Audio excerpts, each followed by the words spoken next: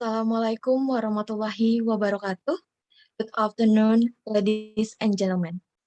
The Honorable to Professor Dr. Insinyur Ilasaila MS as a Rector of Binawan University. The Honorable to Miss Dr. Mia Srimiati SGZ MSc as a Dean of the Faculty of Health Sciences and Technology.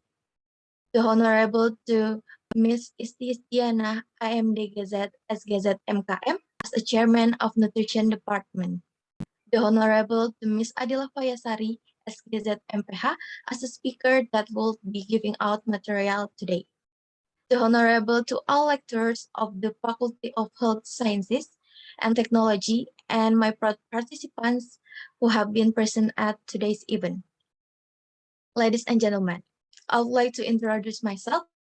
I'm Refi Mariska as a student of the nutrition study at the Binawan University. It's a precious change for me to be your master of ceremony on this special occasion. First of all, let us pray and praise Allah Subhanahu wa Ta'ala who has given us some mercies and blessing so that we can attend to this agenda without any trouble and obstacle. Secondly, salawat and salam may always be given to our Prophet Muhammad Sallallahu Alaihi Wasallam who has guided us from the darkness to the lightness. We would like to say thank you and welcome to all participants for attending today's event. On this nice occasion, let me deliver the structure of the event today as follows. The first one is opening, the second one is introducing the speaker, the third one is presentation of material by speaker, the fourth question and answer session, the fifth photo session, and the last one is closing. Let's open this event by saying Basmalah, Bismillahirrahmanirrahim. Ladies and gentlemen, now we come to the main point of health scientific update, which will be delivered by Ms. Adhila Fayasari SGZ MPH. But before that, I would like to read the curriculum vitae of Ms. Adhila. She is a lecturer of the Nutrition Department at Binawan University. She received Nutrisi and Kesehatan Bachelor degree in the Faculty of Medicine from Gajah Mada University. And also she received Kesehatan Masyarakat Nutrisi Master degree in the Faculty of Medicine from Gajah Mada University. Now she is going to share the material about artificial sweeteners and cancer risks, results from the NutriNet-Sante population-based cohort study. All right, to Ms. Adhila, did you connect with us? First of all, is this live on YouTube or just here recorded in Zoom? Maybe is another know about the YouTube live or not? No one know. Baiklah. Yaudah langsung. Oke. Yeah. Continue, Miss. Yeah. Let me present my presentation. Maybe. Okay, izin share screen. Okay, kawaii. So thank you for Refi and others participant in this Zoom today. Kok udah thank you ya? Oke, baik, maaf. Sorry. Can you see my where is it? My screen? Yes, Miss, I can. Okay. Let me start our presentation. This is the topic is not my study, but I'm interested in this topic about artificial sweetener and cankeris results from the NutriNet-Sante population-based cohort study. Where is it? So it's written by Depress et al. Yeah, and published in PLOS-MED.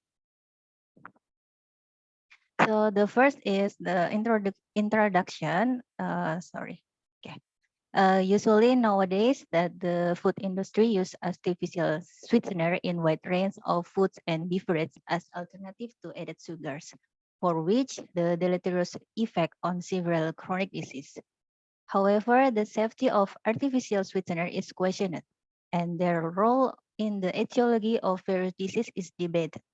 In particular, their carcinogenicity has been suggested by several experimental studies, but epidemiological evidence is lacking.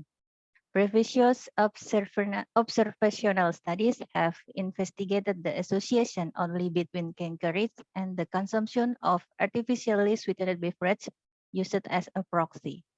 Since most previous epidemiological studies did not collect data on the brand names of the products, data are lacking regarding the specific types of the sweetener.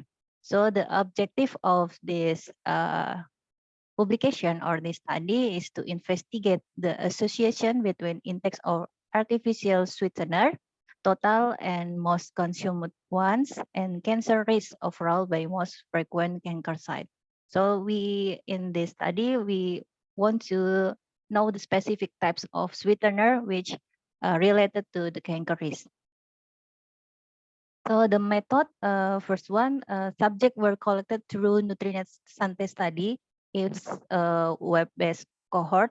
Actually, it's really we know that we can know that there are a lot of publication from the NutriNet-Sante study. So in this subject, enrollment of participant from the French population was initiated by in May 29 and still ongoing like until now.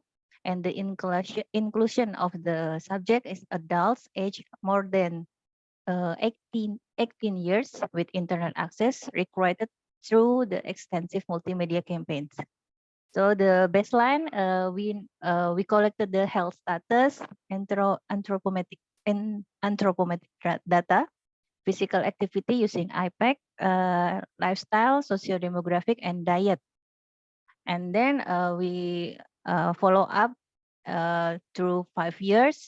And we know that we collected the health status about cancer, which is recorded every 6 months through questionnaire. And for dietary assessment, collected every 6 months by 3 non-consecutive web-based 24-hour dietary records randomly assigned over 15 years, about 2 weekdays and 1 weekend. And baseline dietary intake were collected. We evaluated the averaging. There are the subject which completed the first 2 years follow-up of 24-hour dietary record. So, and we excluded the underreporter, which is identified using basal metabolic rate and the Goldberg cutoff method. Actually, the artificial sweetener index were assessed by 24-hour dietary record too, and which brands and commercial names of the industrial product were routinely collected, enabling us to assess the exposure to each food additive, which is it's matching with the food database, including French Food Safety Agency database, Open Food Facts, and Mintel's Global New Product Database, which is like a TKPI in our country. And also there are it's assessed or identified in laboratory assay data matching too. And the cancer case reported from specific checkup. There are checkup in every 6 months using questionnaire. And for this study, it's validated by true physician or doctor and validated to in in a health insurance database. The cancer case which is included is the study is breast cancer, prostate cancer, and obesity-related cancer. So this is the flow chart of the selection, which is like a resum for this subject in this study, and actually it was 128,000 participants with at least 2 dietary record during the first 2 years follow-up, and then about 19,000 were excluded because there are underreporters, and we got about 108,000 participants, And then the participant was which have prevalent cancer at the baseline was excluded too. And in the final, we have 102,000 participants. So in the statistical analysis, we have ANOVA test. It was divided by 3 groups about non-consumer, lower consumer, and higher consumer, which is the cutoff is in the right here. The consumer divided between sex, and it's in men and the woman is different, and different too with the type of the artificial sweetener too. And for the association between sweetener intake and cancers, we analyze with Cox proportional hazard. Okay, and the result, there are about 78.5% of women in the subject, and the sweetener about 36.9% consumed artificial sweetener and contributed mostly by aspartame. And then second one is asulfame K, and the third one is sucralose, which main contributor of the artificial sweetener in this study is about soft drink with no added sugar, or maybe something diet drinks and tabletop sweetener. And other one is yogurt or cottage cheese, which is respectively about 50%, 30%, and 8% respectively. And the higher consumer tended to more often women, younger, and smoker, less physical active, and more educated, and more likely to have prevalent diabetes. Okay, this is the result. But before we had in the previous slide, we have a resum of this, and this is the diagram. We have a lot of aspartame in the which is artificial, which consume, and the second one is asulfame K, and the third one sucralose and others, including cyclamates, saccharin, taumatin, steviol, and aspartame asulfame salt.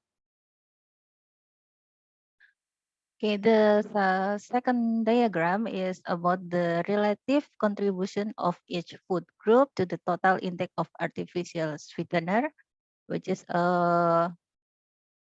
generally from soft drink with no added sugar. The second one is tabletop sweetener, which is we added in our drinks, yeah. And the third one is yogurt and cottage cheese, and maybe in the others is about in not only in drink but in high protein food substitutes, sugary foods, cookies, biscuit, cakes, pastries, and others. There are from in other food too, not not only in drink. So the result is that artificial sweetener intake was positively associated with the risk of oral cancer, with hazard ratio for higher consumer versus non-consumer is about 1.13. Yeah. And after adjustment for the total dose of artificial sweetener exposure, cancer risk did not differ between participants consuming one, two, or three different sweetener. In particular, higher cancer risks were observed for aspartame consumption, and the other is asulfame K. And increased risks were observed for breast cancer and obesity-related cancer. And no interaction was detected for any cancer outcome between artificial sweetener exposure and BMI, nor between the three main artificial sweetener. So this is the table. We can know that this is all cancer and this is the breast cancer. So in the trend of the significant trends, we got in total artificial sweetener, aspartame, and acesulfame K. Yeah, and the breast cancer only in total artificial sweetener and aspartame only. And then in the prostate cancer, there is no significant related from the artificial sweetener and the prostate cancer. And then for obesity-related cancer, we have total artificial sweetener, aspartame, and azasulfame K, which related to higher cancer risk. So in discussion, there are positive association between higher intake of artificial sweetener, especially for aspartame and azasulfame K, to the overall cancer risk. More specifically, in aspartame intake was associated with the increased risk and obesity-related cancer. We know that obesity is a recognized risk factor for many cancer. On other hand, although it remains unclear, the association between artificial sweetener intake and weight gain have been suggested. In some randomized controlled trials, found no effect on body weight when replacing sugar sweetened beverage with artificially sweetened version. So it's not about the weight gain. And in other study, that low-calorie sweeteners were associated with obesity in NHNS and abdominal obesity. The association between artificial sweetener intake and the risk of obesity-related cancer suggests that the part of this relationship may be driven by overweight-related metabolic disturbance, such as dyslipidemia, high blood glucose, insulin resistance, and hypertension. Also, alteration glucose energy homeostasis and alteration of gut microbiota. About the carcinogenic effect itself, that the artificial sweetener has long been suspected based on in vitro and in vivo experimental results, which is in aspartame toxicity, the result which suggests that its carcinogenicity potentially through mechanism related to inflammation and angiogenesis, promotion of DNA damage, and inhibition of apoptosis. In rodent models, aspartame was associated with higher risk different cancer like lymphomas and leukemias, or hepatocellular or alveolar or bronchial carcinomas.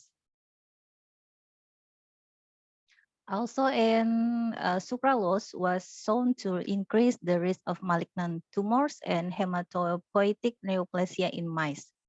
And in vivo studies found that azasulfame K and saccharin elicited even more DNA damage than aspartame. Implicating non-caloric artificial sweetener like saccharin, sucralose, and aspartame in the modification of gut microbiota by induction of dysbiosis and glucose intolerance in mice and in healthy human, which in turn might be involved in the development of some cancer. So this is the aspartame that we know it in cereals, chewing gums, cooking sauce, diet sodas, yeah, sugar-free products, sweets, tabletop sweetener, and yogurts. And this is sucralose and azasulfame K, which is we found in our daily life, yeah, like snacks, candy, or drinks that we should prevent our health. Yeah. So this is the advantage and disadvantage of artificial sweetener. The advantage is it's non-calorie, 0 calorie, and it added the flavor enhancer and promote GLP, which is it's what is it? It's for diabetic. It's not like increase instantly of the blood sugar in the bloodstream, yeah. And the disadvantage about increase in mortality, increase in cerebrovascular risk, increase in cardiovascular risk, cancer risk, and hyperglycemia, disordered HDL, and impaired of FGF21 secretion. So this is other discussion about that the artificial sweetener may change your taste receptor and also activate sweet taster receptor and show several effects such as insulin and secretion and intestinal glucose absorption. And the use of artificial sweetener for an early age may lead to an insensitivity to sweetness, which might increase cardiovascular risk and total mortality. Okay, what about the sugar itself? Before we talk about the artificial sweetener, but surprisingly, that the sugar itself is is related to the cancerous too that is from drinks. It is other result or other study from NutriNet-Sante cohort sugar and the publication about the sugar intake to the related to the cancerous, which is the sugar from drinks, dairy product, milk-based dessert, all sugary food, and free sugar related to the cancerous too. So this result suggests that artificial sweeteners used in many food and beverage brands worldwide may represent a modifiable risk factor for cancer prevention. And this finding provide novel information in the context of the ongoing re-evaluation of food additive sweetener. In this study, finding that do not support the use of artificial sweetener as safe alternative for sugar in foods or beverage and provide important and novel information to address the controversies about their potential adverse health effect.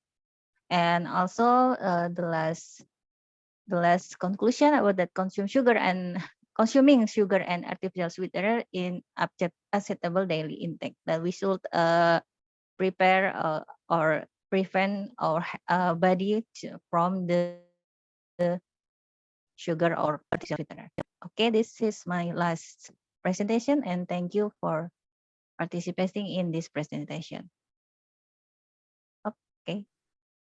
All right, thank you so much to Miss Adhila for the knowledge which has been given to us, made useful for us.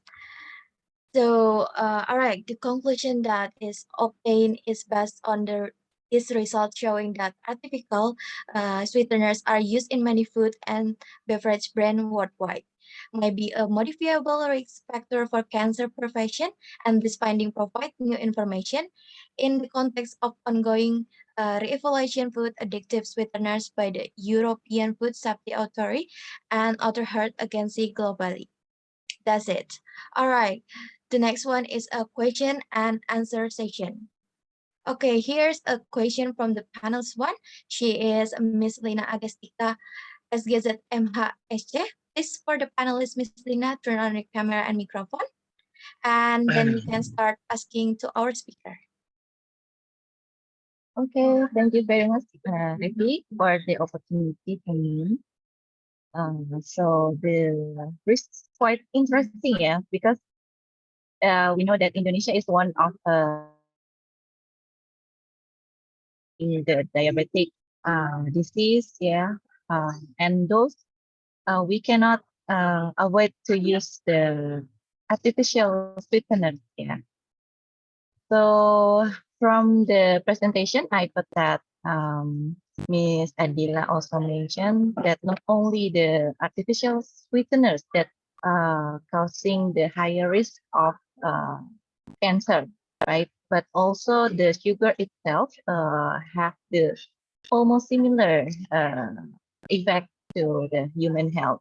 So from this study, Ms. Adhila, do you think how can we suggest people about how much the limit for them to use the artificial sweeteners? And we also consider the sugar intake because they both can lead to the cancer risk. And And also for the artificial sweetener, so actually we cannot really count, yeah, how much we consume them because they already include in package food product that we cannot really aware about it. So, okay, so that's my question maybe. Thank you. Okay, thank you to Ms. Lina for the question. So to Ms. Adhila, it's time to answer the question.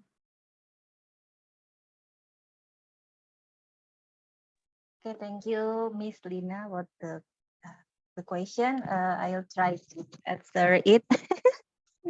So, there are some study about the limit of the artificial sweetener itself, and it difference between the type of the sweetener, like the maybe in the aspartame itself is about 50 milligram per kilogram body weight, and or the acesulfame K, it's about 15 milligram per kilogram body weight, or others, yeah, it's maybe we should follow the acceptable daily intake, yeah, which is in the about the cutoff for the daily intake.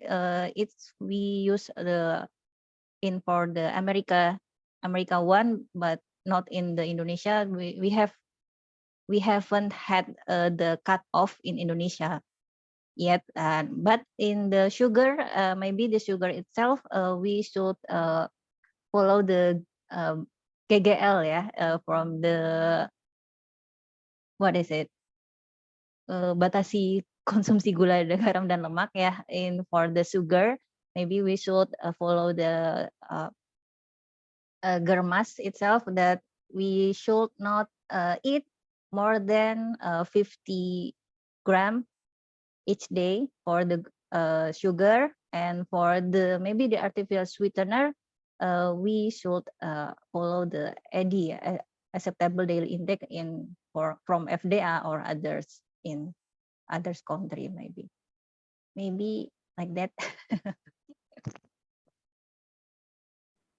All right, thank you so much to Ms. Adhila to the great answer. So, okay, we move to the next question from a panelist two. She is Azzahra Yustian Abdila. Please, for the panelists, turn on your camera and microphone, and then you can start asking to our speaker. Thank you, Refi, for the opportunity. Good afternoon, all. In the presentation, it was mentioned earlier that low-calorie sweeteners are associated with obesity in a survey, and obesity is a risk factor for various cancer. What about Diet Coke? Diet Coke is a calorie-free bottled drink marketed to consumers who want to cut back on sugar. Is it permissible to replace the usual packaged drinks consumed with Diet Coke? Thank you, Miss Adhila. Okay, thank you, Azzahra. And for we know that the Diet Coke itself contains the artificial sweetener too, but yeah, I think we can apa namanya, change it, yeah, if we don't want to related to cankeries, maybe we should not drink about the Diet Coke, or maybe drink that contain the artificial sweetener. So to avoid the sugar in the drinks, beverage drink, we should maybe what is it? We change in other whole foods. Maybe if you want to eat what is the sweet ones, maybe we should try it in other fruit, maybe in the whole fruit, because it's contain the sweetness, but it also contain the other nutrient, like a fiber maybe, and other nutrient like carbohydrate, protein, or like and etc. lah, seperti itu. Jadi saya campur aja ya pakai bahasa Indonesia ya, mohon maaf. Jadi istilahnya kalau misalnya kita mau apa istilahnya kalau diet coke itu jelas mengandung artificial sweetener, and kalau kita mau ganti ya at least we change it in other the real sugar, but we should take a look for the maybe the gram, and we should follow the not more than 50 grams each day, maybe if you don't want to like terkena cancer or other cardiovascular risk, maybe seperti itu. I hope it's answered. Thank you, Azzahra. All right, thank you to Miss Adhila for the great answer. So and for all participants here, if you have a question, you can raise your hands and ask to our speaker.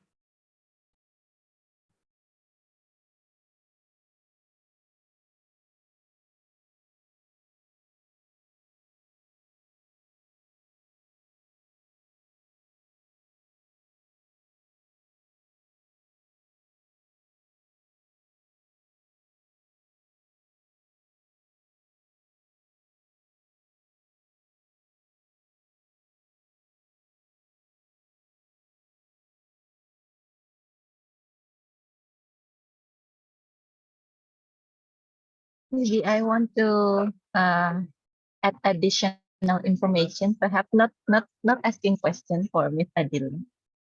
But maybe for this meeting, we should also clarify that the cancer itself not only causing bad the sugar, but the artificial sweeteners is one of the factors could lead to higher risk. Yeah. So once again, the free radicals and the consumption of like antioxidant also could be some other factors that could like preventing the cancer. Yeah, and the diet itself. Maybe just give a bit of information for all of you guys. Also, maybe the weakness of the method of the study, which is it's cohort based, and I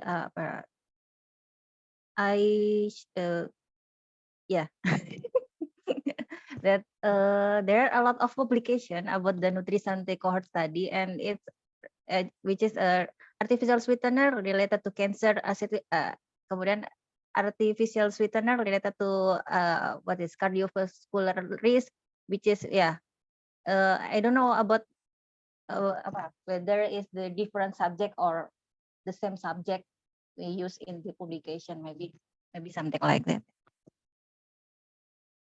Jadi mungkin ada apa namanya subjek yang saling beririsan karena publikasinya ini multiple publication related dependentnya hampir sama, sugar and cancer risk, artificial sweetener and cancer risk, maybe some and other disease maybe, and ya mungkin itu ada beberapa istilahnya irisan-irisan subjek atau irisan-irisan factor that will maybe biased to the the result of the study.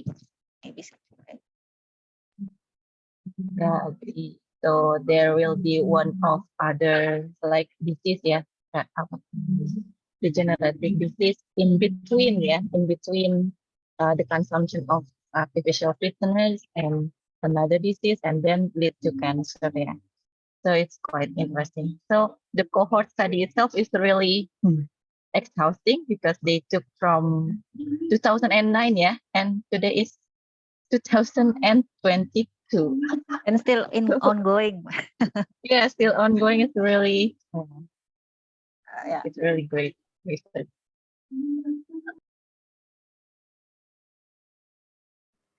Okay, thank you to Miss Lina and Miss Adhila for the confirmation about that. So this is the end of the question and answer section from the two panelists today. Thanks to the all audience that had participated actively. Before we are going to end this event, let's take photo together. For all the participants here, please turn on your camera and don't forget to smile.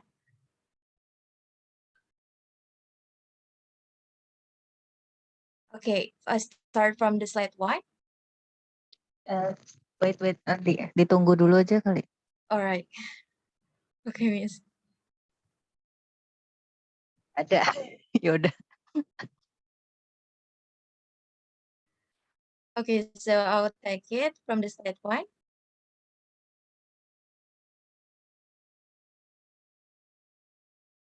I will still continue. All right, we're from the slide 1.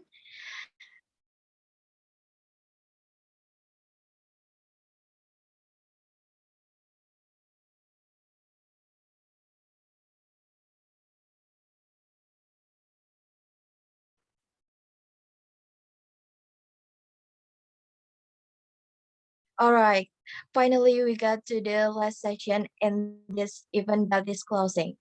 Let's close this event by saying Alhamdulillah, Alhamdulillahirabbil alamin. For me, it was such an honor to go at today's event. I hope this event will bring us new information and knowledge.